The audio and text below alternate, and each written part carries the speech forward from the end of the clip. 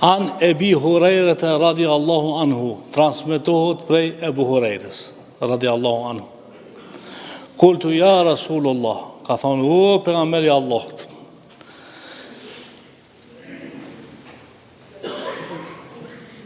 men es'adu nasi bi shafa'atika yawmul qiyamah. Cili njerë ka më gëzue me shefatin tanë ditën kur dalin për para Allahut të dhul gjelal. Se kur dalin për para Allahut të dhul gjelal, e të merë Allahun pytje, e të na i këshirë namazin tonë, e të na i këshirë veprat tona, edhe qaj shka i ka mirë hinë gjenet, ama qaj shka si ka mirë halatu prit ati.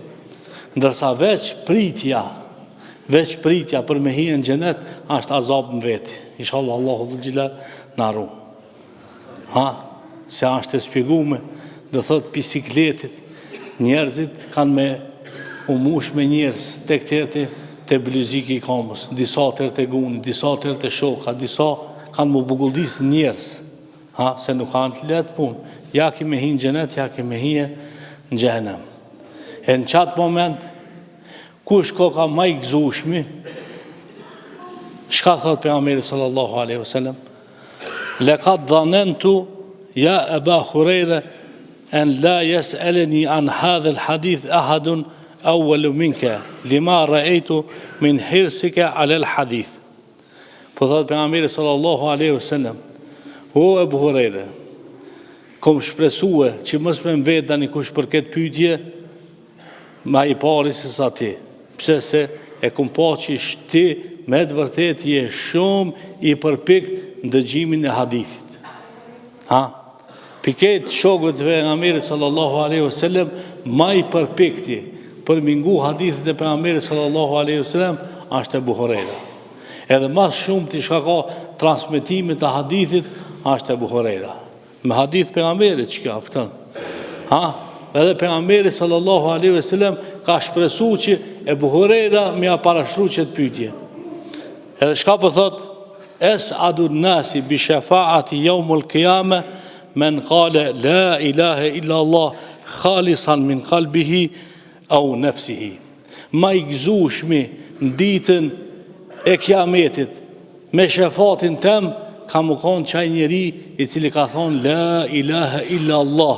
Shka më thonë nuk ka zot tjetër përveç se Allahu dhul gjelal min kalbihi me gjithë zemër au nefsihi ase me shpirtin e tina. Do thot, nëse thu la ilaha illa Allah me zemër, ose me shpirt, ti do thot ki më konë njëri ma i gëzushëm në ditën e kiametit me shefatin e pejgamberit sallallahu alaihi wasallam. Qëtë hadith po e transmeton edhe Buhariu edhe Muslimi. Kur thojna po e transmeton Buhariu edhe Muslimi, do më thonë që mo s'ka këtu muhabet. Kja është ylli haditheve. Ama që ki njëti hadith është veçu Imam Buhariu. E ka transmetu edhe pak një pjesë tjetër.